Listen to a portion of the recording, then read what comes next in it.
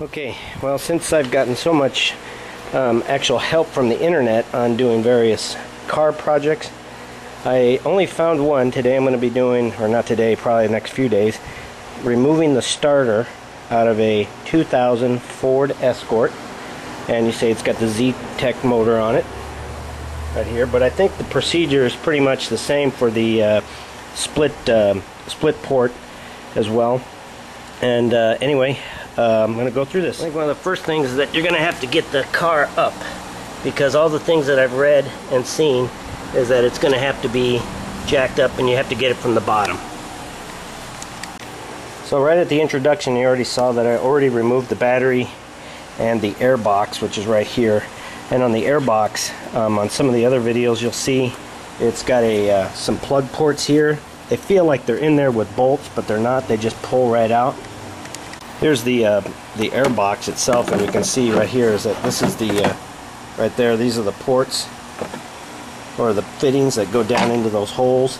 And again, it feels like there's bolts. I was looking for bolts, I couldn't find them. It's just they just pull right out. So I'm going to use the end of this mirror to be my pointer, and I'm going to point down to where the base of the starter is, which it's way down there. You probably can't even see it down from that way. And I'll get an undershot so you can see. But while we're up here, I can see that there's a wire from the battery wire. There's a wire, and it looks like it's tied down right here. Wait, let me get a zoom shot in there on that bracket. And it looks like it's pretty sturdy, so I'm going to have to probably remove that just so I can get some slack on the wire harness when I pull the starter out. I'm going to go down to the bottom now. You can see where the starter's at. So I'm going to crawl under here. And although it looks ominous from the, let me back out of here. Looks ominous from the up on top. This is the starter right here. And there are, I think there's 3 bolts. I think I can only see one of them right here, and the other one's probably on the other side, and I can feel the solenoid up on the top. So this looks like it's going to be a bear, as they say, to get out. And I'll just try to give some little tips as I bust my own knuckles and curse, that you guys won't have to do that as well when you do this project. This is a little clamp here that's holding the wire harness on. One of the griefs that I have with American auto manufacturers, and even some of the Japanese cars, is that they don't make it easy for the mechanic. If they had just flipped this around, the lock is on the other side, but you can't get to it with the screwdriver, so it's kind of a pain. Okay, I did get it off, but what I had to do, so you don't have to go through the grief, is remove the battery box. You can remove the battery box, then you can get to this a little bit easier. You can see it's way down in there. So I got it off. So remove the battery box, that'd be your best option. Okay, now I'm going to go after the first bolt and let's see what happens. So the first bolt on the starter is that guy right there. So he's a little bit buried down, but it looks like he is accessible from the top, but I'm going to look to see if it's better from the bottom. I'll let you know. Okay, oh, this will probably be hard to see, but I'm on from the bottom. And what I do is I got a 13mm wrench on this thing. I don't know if you can see it. I'll try and zoom in on it. There it is right there. I'll have to edit this. And I can easily turn it up from here. Plenty of room. And you can get a socket wrench once you get it loose. Once you break it loose, if you get an air wrench, you can easily do that. Okay, the first bolt came out pretty easy, so that's good. Now I'm going to go for this one. I don't know if I'm doing this in the right order, because the Haynes manual and the Chilton's manual is very clear. It says remove starter and installation is reverse of removal. Okay, same thing. Second bolt came out similar like the first bolt. I got a 13mm wrench on it, got it loose, and then quickly pulled it out with the air wrench. No problem. Okay, it took me a while, but I did find the third bolt, and I hope that's all there is. So hold on, it's way down in here, so let me come back out again. So there's the front of the engine coming down. There's the dash pot. Hold on. Okay, looking down from there, you can just see the head of the bolt. I can't get the camera in there. You need a colonoscopy scope to get down in there, like the guy says, but I'm going to pull it straight out so you can see where it's at.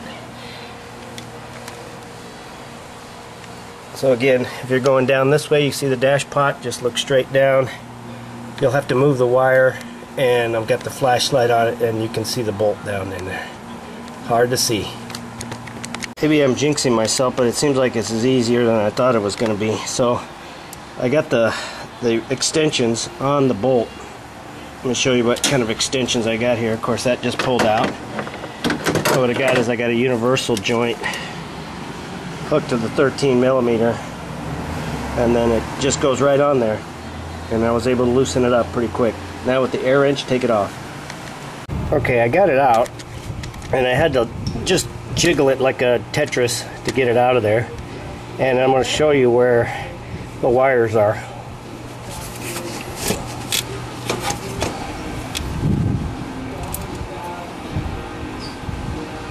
So you can see two bolts there, and those two actually nuts are what I'm going to take off. I'm not sure if that's the right order, but that's what I'm going to do. Well, it looks like I lucked out. I took those two nuts off, and I'll show you when I get them out which two I took off, but it's free now. The starter is free. Now to get it out. Well, as you can see, I got it out, and actually came out pretty easy comparatively. So the two nuts that I lucked out on, because I could see nuts on the top, but I could see that that was connected directly to the starter, so I was hoping that one wouldn't have to come out too. So the two nuts that you got to get to are the ones that are on the, I guess, on the bottom of the camera screen right now. So you get those off. One's a 13 millimeter and the other's a 10 millimeter. Now to go to Checker to see if this thing, or excuse me, O'Reilly, to see if this thing is working. Okay, this is day 2. If I had all the parts yesterday, I probably could have got it all done, but I didn't have the starter. I had to order it from Checker, and while I was here, I decided I'm going to replace the wire harness for the battery alternator. One of the differences here is that, remember that one connector that I was trying to get off? It looks like it's underneath the tape. So you may not have that on your Ford Escort. Also, this is the negative terminal right there, and that looks like that goes on to that last starter bolt that I was getting onto. Other than that, it looks pretty good. It was I think 130 bucks for this thing. So pulling out the old cable, you can see that that last starter bolt that I was working on is indeed there. So I'll take that off. And then also on the negative terminal, you're going to have to take this nut off as well, and the main body strap. You remember that strap that I was having trouble getting off? Well, now all I got to do is cut it off, because the new wiring harness has one already dull. Okay, I got the old one off. I'm not going to put the new one in. You can see the white there. I'm not going to put the new one in until the starter is up and in there. Otherwise, I just have a problem with slack. Okay, I'm going to be putting in the new one. Installation is opposite of removal. So let's see what happens here. Okay, I got it up in there, and then I just had to kind of slide it around the wire harness. Now I'm just going to put the nuts on it and then position it in place while I hold the camera and the starter at the same time. Well, that was quite the juggling act, but I was able to get it in there. So one hand, and then the two nuts are on. Okay, that was a little harder than I thought. It was a lot easier coming out than it was going in. The Tetris effect was there. So I've got it in place, and what I'm going to do is I'm going to start with the second bolt that I took off. So I'm not doing it exactly in the reverse order. That'll at least hold the starter in place. Okay, I got that second bolt on. I'm going to leave it loose, so just in case I need to wiggle it around when I get the top stuff on, then I'll come back and tighten it up later. I'm going to put actually the first one that I took off, put that on second. It goes on behind, and I think I can get it started. Feels like I do. Yes, I do have it started. So that one's in, and I'll tighten it up with a wrench and almost get it all the way tight. So that top one's got a socket wrench on it right now, and went ahead and tightened it all the way up because now I got 2 bolts in there. And what are the odds that the 2 bolts, with the 2 bolts in, that the 3rd bolt won't go in? Well, might be my luck, but so far things have been going pretty good. Okay, you can kind of see the negative terminal has been twisted around. So I have to put the bolt in there and put that last starter bolt through that.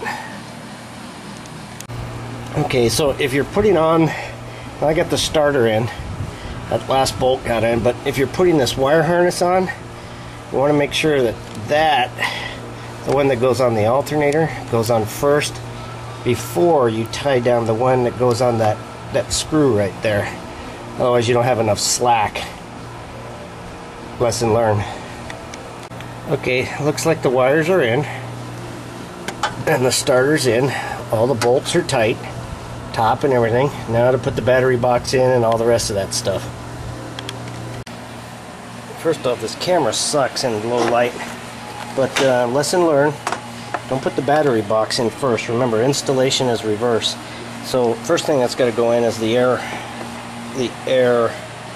horn, I guess. I don't know what else to call it. Okay, now the air horn is in place. It goes on, there's a little clip that goes on top of this bracket. So that's kind of a little bit of a trick, but that's in. Can I sit in? Yeah. Okay, it's all back together, and now I'm not going to tell you how to put the battery box on because that's not what this is about. Let's hope it starts. Alright, now let's see. The moment of truth. I hope it starts. In park, yes I am. Foot on the brake. Alright. Starts. So, okay. Well, all in all, it wasn't that bad, actually. The first video that I looked at on it scared the heck out of me. Because typically for me, Fords have not been very good for the mechanic. But anyway, this one wasn't too bad. So if you know what you're doing with wrenches, you shouldn't have a problem. I think the biggest thing is get the car high enough that where you can work on it successfully. And you can do it. I'm not pushing this one in the lake.